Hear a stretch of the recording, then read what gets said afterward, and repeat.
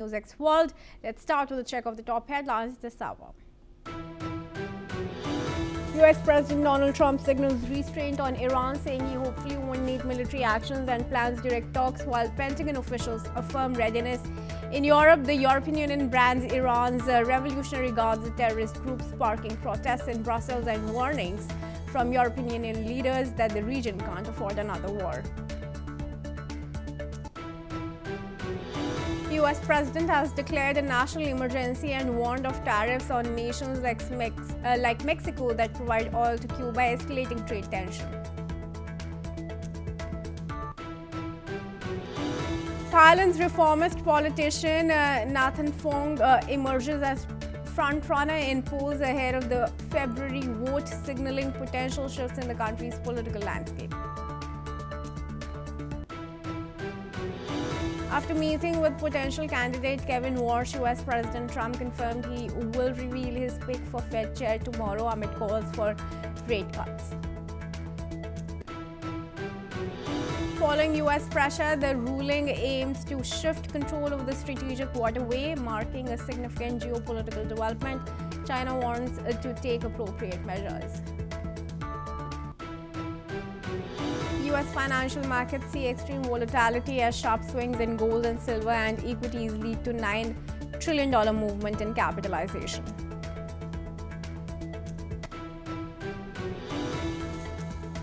Trump continues trade war with Canada with renewed threats of decertifying Canadian-made aircraft and charge a 50% tariff on those planes. Towns in Australia's southeast swelter in temperatures close to 50 degrees Celsius as wildfires raged through parts of rural Victoria.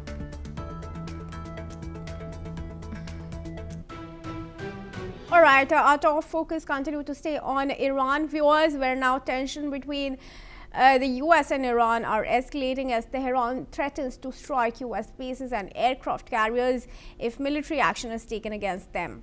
Iranian military spokesman Brigadier General Mohammad Akramenia emphasized that numerous US military bases in the Gulf region are within range of their medium-range missiles. This warning comes after US President Donald Trump issued stark statements to Tehran saying that time is running out for a nuclear deal. This threat follows the movement of the USS Abraham Lincoln aircraft carrier toward the region, further intensifying the military presence.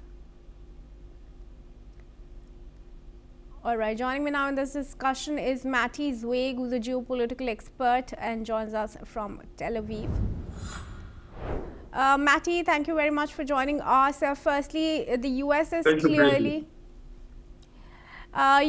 clearly moving its arsenal towards Iran, whether it's aircraft or the naval fleet. But this is also happening at a time when Trump is saying he doesn't want to use military. Should Khamenei actually sit with him and talk? Well, as usual, and also in international politics today, and especially since Trump took the administration, everything is a mix of sticks and carrots. He's all the time, and at the same time, sometimes in the same phrase, telling that he's going to attack a country, and he's telling that he's going to be close to some political deal. He has done this with tariffs, with Denmark, with Greenland, with Gaza, with everything, and also with Iran. He's doing exactly the same, but this time is different because the quantity of arsenal, as you say, and the quantity of important warships and the important readiness of all the dozens of bases in all the Middle East and around, it's such an amount of readiness that is really, I think, very close to some preemptive attack in some sensitive places that they are going to make the regime to agree to a big deal. And the big deal for Trump and for the world also is to make them make concessions about their ballistics intercontinental missiles program and also about their nuclear program.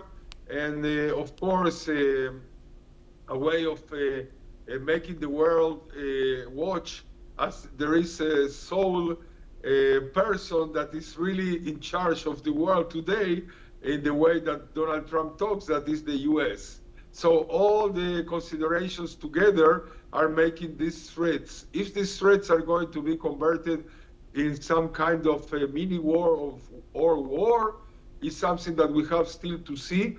But in this case, with the regime in Iran, this brutal and oppressive regime that is killing people for thousands, I mean, you have to understand, if they don't care about killing people by thousands of their own people without any difference between a person that is opposing some economic deals or some things that is happening, a normal protester, and everyone is labeled as a terrorist and everyone is going to be killed. This is a regime that has no exit. They must completely change their way they are doing things and in 180 degrees. And this is something that is not happening now. And I think what is going to happen, it's many limited use of force by the US with some answer what they can do now in their fragile situation from the regime in Iran. And maybe they are going to start some movements that Trump wants to start as a regime change, which is local divisions. I mean, if the Baluchis or the Kurds are going to start taking the arms by themselves and trying to make separatist movements to not to be under this regime, so it's something that is going to start something, a movement that is not going to stop until it ends as in Syria. And this is the hope, I think, for Trump, for not to put boots on the ground. That is something that clearly he doesn't want to do. Do you foresee a regime change in Iran? Is that a possibility? Like how we saw in Venezuela? Well, they have been there for 50 years almost. So I think in the past they couldn't do it. And we saw kind of protests, that they were economical protests or because of the rights of the women to spread their hair or things like this. This is something that it was limited and it was repressed, and the regime continued. In this moment, with such deep economical problems that they were caused by themselves first, because they have been years investing and spreading terror in other countries instead of investing all these billions and billions of dollars in their own country. And now they don't have enough water, they don't have enough electricity, they don't have enough means to produce food for everybody. So now we are not talking about only some middle-class protesters. We are talking about the spreading protest of everybody against a regime that has completely failed in every front. So I think it's going to be a regime change. The question is if it's going to be internal or external, or only Trump and the others are going to help this change, but some change is going to be, and very soon. Meanwhile, we're also picking up reports of protesters also being, doctors being attacked for treating protesters there in Iran. How bad really is the situation on ground? From what we know, and from also all kind of secret information that all the security organisms have in their hand, especially from the US, Israel, and other countries, everything that the regime has been saying, that about 6,500 has been killed, if they say this and they admit this, it's because the situation is over 20,000 dead. And they continue to do it. They have, I mean, the local policemen, they have received orders to just shoot on everybody. And this has never been in the history a solution for nothing except for more and more violence from now and the future and more dead. So they cannot continue in this way because they cannot stabilize the country. They cannot continue producing. They cannot continue to have a normal way of life as they understand that they must be their normal way of life as a oppressive regime of their own people. So things are going to change in a big way, I think, in the next 2 weeks. All right, stay on with us, Matty. There are some more developments. Now, the US has expressed support for the European Union's decision also to designate Iran's Islamic Revolutionary Guard Corps as a terrorist organization. The US State Department stated that the IRGC serves as the Iranian government's primary tool for spreading terror both inside and outside Iran. The US had already classified the IRGC as a terrorist entity in 2019, citing its role in financing and promoting terrorism. This move by the European Union, according to the State Department, strengthens global efforts to hold Iran accountable for its destabilizing activities. Meanwhile, Citigroup has noted that US and Israeli actions against Iran are likely to remain limited as both nations avoid escalation while pressuring Tehran over its nuclear program. All right.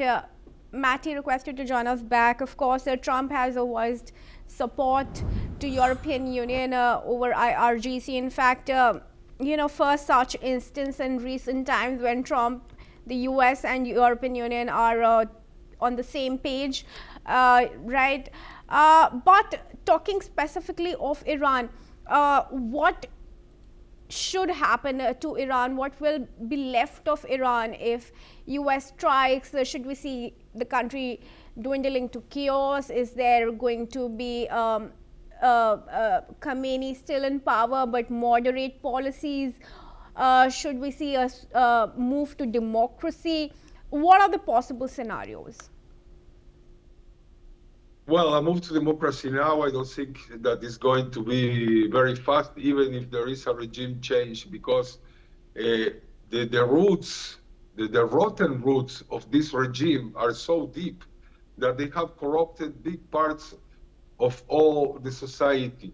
And this is also multiracial and multi-religious country that has been oppressed only by the Shiite clerics and their helpers. So this is going to be a mighty change that is going to lead to a different government that also is going to explode in some moment, or directly to chaos, because a chaos in a Syria style. And I don't know if they are going to change everything in 12 days that they did in Syria. I don't think so.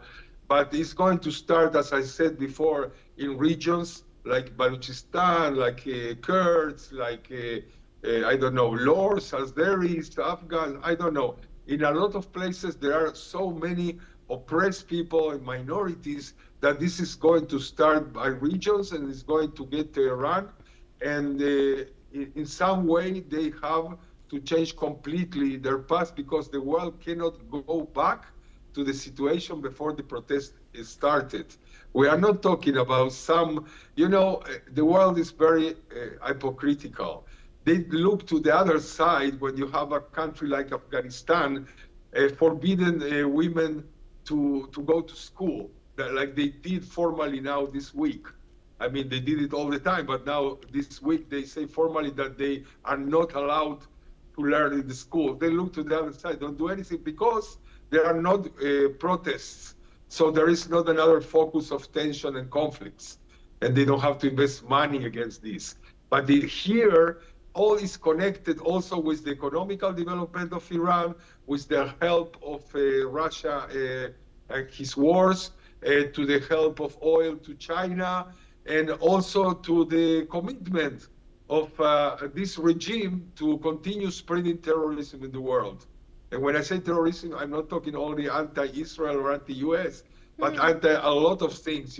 You can also see what happened with Iranians going inside Venezuela and doing the mess they have been doing together with other superpowers. So it's in the interest of everybody that this regime will change soon. In which way it's going to change, we are going to see, I think, in the next 2 weeks, as I said before.